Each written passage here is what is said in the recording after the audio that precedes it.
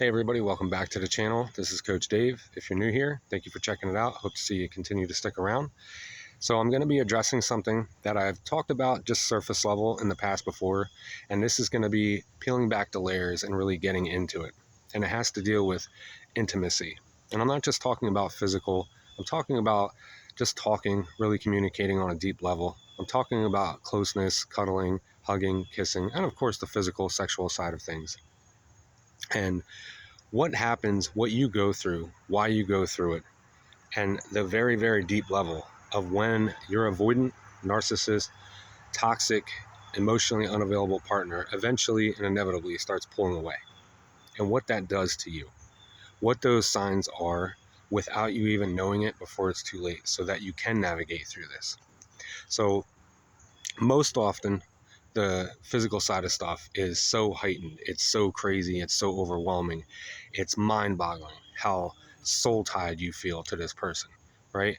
You're so close, the looks that you give to each other, it's almost as if you can see into their soul and they can see into yours. And the bond that you feel, the closeness, everything, like you can feel it on your skin, your heart, the butterflies in your stomach, your mind, your heart, your body, your soul, everything, right? It's just beyond words. You feel like you're so connected to this person. You feel everything that they desire and you're fulfilling it, and vice versa. You feel so close and intimate with this person when you are having your sexual relationship that, you guys just match and mirror everything, and nothing can break what you have built. But at some point in time, this is when things start to go wrong. And again, we're not going to focus on why we got here. We've addressed that before. But we're going to focus more on the feelings and the stuff that you might not see or pick up on, that you'll probably think back after hearing this and start recalling. Or if you're going through it currently, you can notice it and address it and make an informed decision, or prevent yourself from having to go through this again when you see it coming up. Now, we all go through periods of time where we're just not mentally there. You might also feel like you're just giving out to your partner because you don't want to let them down just this one time or here and there. And then vice versa, they might be doing it for you too. But when you're absolutely in love with somebody and you're so connected, this doesn't happen often. Now, with somebody who's a narcissist or an avoidant or a toxic, emotionally unavailable partner, you'll notice this happen a little too late. But when you notice this happen, it's an all the time thing that just becomes consistent. And usually the only time that it breaks is when they're extremely high off of drugs or they're intoxicated from alcohol. So I personally went through this, and somebody just commented, reminded me about a video I've been meaning to make, which is where this video comes from, as they went through the same thing. And I can definitely relate to this. So when you're in a relationship and your partner starts to slow fade, starts to disassociate with you, starts to, unattach themselves from you, it's usually in a physical form of some sort, and it usually involves physical intimacy. Now, again, it doesn't have to be full-fledged sex. This can be cuddling, kissing, hugging, things like that. But you'll notice that the way they look at you is different. It feels like they're looking through you. It feels like that bond is kind of separating and gone. They might not hold your hand the same way with the same tightness. They might seem irritated, or that they don't want to hold your hand. And it's not just a here thing, it's all the time thing. They might show less affection in public like they used to. They might pull away when you go to give them a hug. They might not embrace you as they normally would. They might not be reciprocative of what you're bringing to the table. And while you're not thinking too much of it, or while you just brush it off, it still affects you. And when it comes to a romantic part of the relationship and they start doing these things, it can look like in the form of, if you are performing certain acts and they don't look at you anymore. It can be when you are making out and doing other things and they turn their head away, and it seems like they don't want you to be kissing them anymore and be as intent and close to them. It could be breaking eye contact. It can be positions so that they don't have to look at you.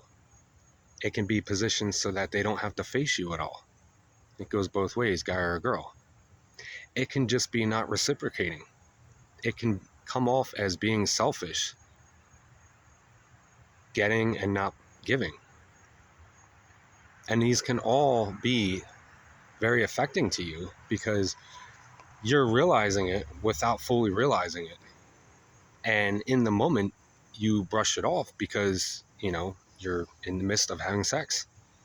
So all these emotions are running wild, and you don't bring it up in the moment because you don't want to ruin that.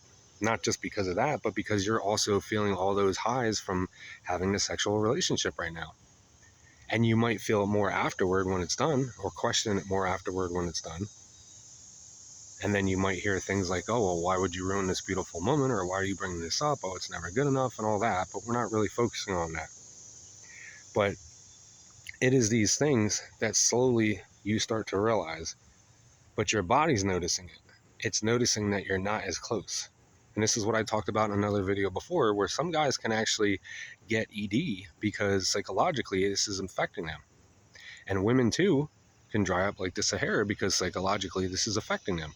And when that affects you, that affects your hormones, that affects your balances and everything in your body. It all plays a role together. So when they start doing these things and your body's going through this stuff, this is where more problems arise because the closeness and the connection is gone. This is where you start self-doubting. You start thinking you're not good enough. You start questioning your looks. You start asking them things and they're telling you it's nothing, because in the moment they might not think anything of it. They might not know the why, but they absolutely do know that they're being different than they used to be. And it just gives you this overwhelming sense of, am I just not good enough anymore? Is there somebody else? Are they getting it somewhere else? Why do they feel so distant from me? What's actually going on? And you start getting in your head so much to the point where you feel like you're worshiping their body and they're just simply tolerating yours. You're going above and beyond like you've always had, and you're getting very little investment in return. So when these things happen, it's hard to realize it in the thick of it. But later on, when you're going through it and processing it, or it pops up in your head, or you start realizing and catching on, these are the things that you need to assert in your mind as, these are red flags. And I've effectively come to my partner about it and talked to him about it, and it hasn't done anything. And then you have to make an informed decision. Now, if you're already somebody who is anxious, this is going to make you shoot through the roof with anxiety. And just as I said momentarily ago, your mind is going to be all over the place, secondhand guessing yourself, them, and everything else under the sun. If you're a secure person, this might not affect you too much, and you might be able to handle approaching them and figuring it out. But at the same time, as I've said before, no matter how secure you are, this can still give you anxiety and make you anxious. If you're another avoidant, either fearful or dismissive, or a fearful who leans heavily dismissive, this might not initially affect you because neither one of you is really invested, but you're oftentimes going to notice it and just not really care. But there are times when that person is, for lack of a better term, and I hate to say it, a better avoidant than you, or a narcissist with a narcissist, which usually is very rare to happen. But if they're a better narcissist than you, and this stuff happens to you, it can happen to anybody. And then the partner, usually the avoidant, who's doing this, doesn't ever self-reflect and think there's nothing wrong with it, and don't realize why they're pulling back, or why they're being distant, or why they're not being as close and affectionate. And when they hear you talk about stuff, it makes them feel inferior, not good enough, and then they start feeling like they're letting you down, and then they're worthless, right? And then that means you're nagging, you're being clingy, you're being needy, and that's less attractive for them. And then without even comprehending, because they don't do any of the inner work, they start seeking that closeness that they're lacking in those moments with you in somebody else. And that's why they end up cheating. Even if it's just for emotional reasons, even if it's just to talk with somebody else on that deeper level, and it doesn't get physical, they're essentially escaping the reality that they've made with you and then therefore did not show up in, and finding it in somebody else. Essentially getting the best of this person and getting the best of you without having to deal with the consequences of any real commitment between the two of you. And at that point, they might as well just not date anybody and just have one night stands. Because essentially that's the life that they're living, by just continuously having this need to meet the one. And it's so exciting in the beginning, the honeymoon phase, then date somebody for 1 month and be done with it. But be upfront and honest with that. But I digress, because we're talking about when you're feeling these things. And it does happen. Just how close they sit to you, the way they cuddle you, the way they look at you, especially the way they look at you. My ex, oh my God, beautiful eyes, so dark brunette. And when she would look at me, I just felt like she could see into my soul and I could see into hers, to the point where the freckles in her eyes were like mirror images. We were just that linked up.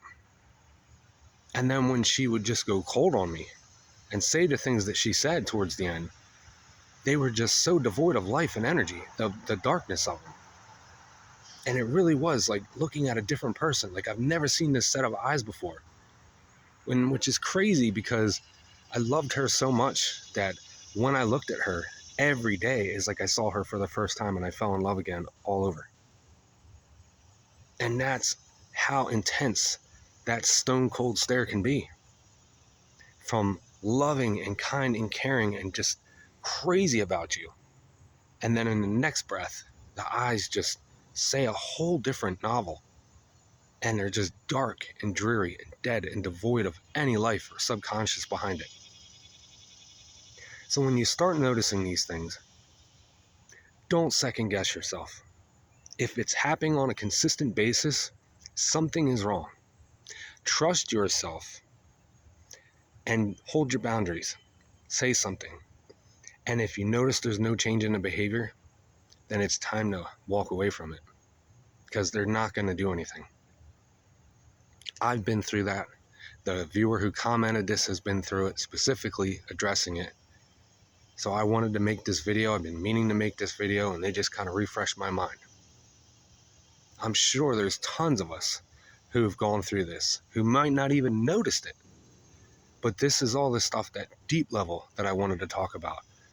When that happens, why it happens, what you feel like, what you're going to go through, and how it makes you feel like you're just never going to amount to anything to them again, and you can't compete and you can't keep up.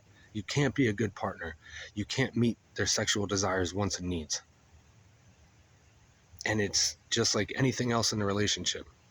No matter how much you bring to the table and give of yourself, you'll never fulfill that just unsatiable void that they have.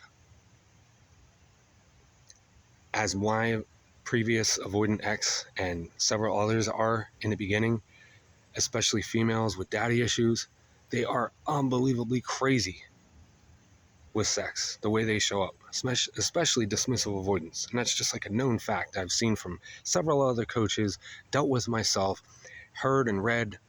It's just a known fact. Crazy can show up in the beginning, and then just like that, they're a complete opposite.